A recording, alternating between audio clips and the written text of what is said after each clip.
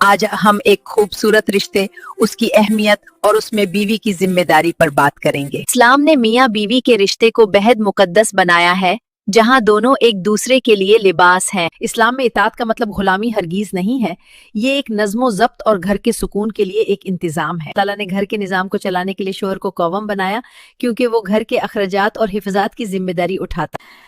نبی نے فرمایا، اگر میں کسی کو اللہ کے سوا کسی اور کو سجدہ کرنے کا حکم دیتا کہ داگدھے، تو میں بیوی کو حکم دیتا کہ وہ اپنے شوہر کو سجدہ کرے۔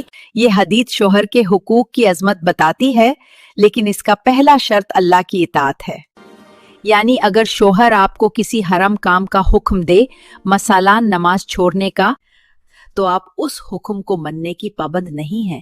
آپ کی پہلی وفاداری اللہ سے ہے۔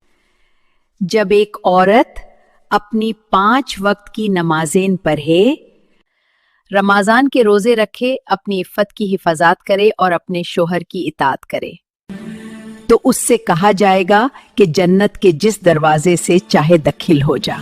لیکن اسلام نے صرف بیوی پر حقوق نہیں ڈالے، شوہر کو بھی حکم ہے کہ اپنی بیوی کے ساتھ بہترین طریقے سے رہیں۔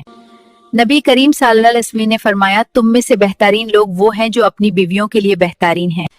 اطاعت کا تعلق معروف معاملات سے ہے، جیسے گھر کا نظام، بچوں کی تربیت اور شوہر کی غیر موجودگی میں گھر اور عزت کی حفاظت۔ اس رشتے کی بنیاد محبت اور رحم۔ جب دونوں سائڈز اسلام کے بتائے ہوئے حقوق اور فرائض کو سمجھتے ہیں، تبھی ایک خوشگوار اور پرامن گھر بنتا ہے۔